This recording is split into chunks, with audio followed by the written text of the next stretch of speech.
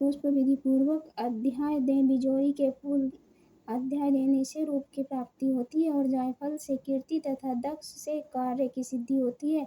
आंवले से सुख और केले से भूषण की प्राप्ति होती है। इसी प्रकार फल से अध्याय देकर यथा विधि हवन करें। खंड, घी, गेहूं, शहद, जौ, तिल, बेर, नारियल, दक्ष और कदम से हवन करके गेहूं से होम करने से लक्ष्मी की प्राप्ति होती है। खीर और चंपा के पुष्पों से धन और पत्तों से तेज और एवं सुख की प्राप्ति होती है। आंवले से कीर्ति और केले से पुत्र होवेगा। कमल से राज्य, सम्मान और दक्ष से सुख और संपत्ति की प्राप्ति होती है। खंड, घी, नारियल, शहद, जौ और तिल इनमें से फूल से होम करने से मनवांछित वस्तु की प्राप्ति होती है। व्रत कहने वाली मनुष्य इसी विधि से होम करके आचार्य के अत्यंत नम्रता के साथ प्रणाम करे और यज्ञ के सिद्धि के लिए उसे दक्षिणा दे। इसी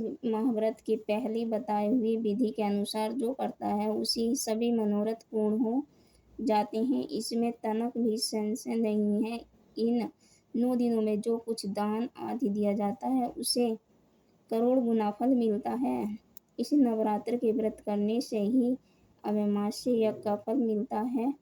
ब्रह्माणी इस संपूर्ण मनोकामना को पूर्ण करने वाली उत्तम व्रत की तीर्थ, मंदिर अथवा घरों में ही विधि के अनुसार करे। ब्रह्माणी बोले, हे बृहस्पति, इसी प्रकार ब्रह्माणी के व्रतों की विधि और फल बताकर देवी अंतर्ध्याय हो गई। जो पुरुष या स्त्री इस व्रत को भक्ति पूर्वक करती हैं वह इस लोक में सुख पाकर अंत में दुर्लभ मोक्ष को प्राप्त हो जाती हैं। हे बृहस्पति जी, यह दुर्लभ व्रत की महत्व मैंने तुम्हारे लिए बतलाया है। ऐसे ब्रह्मा जी के वचन सुनकर बृहस्पति अनंत के कारण रोमांचित हो गए और ब्रह्मा जी से कहने लगे कि हे ब्रह्मन, आपने मुझ पर अति कृपा की जो अमृत के समान इस नवरात्र व्रत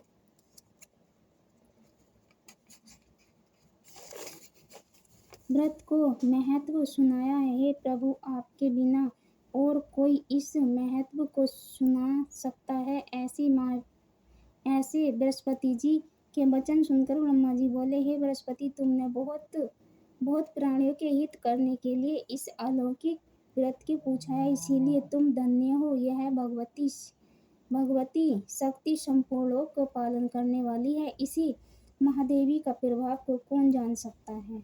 जय दुर्गे माता, जय दुर्गे माता।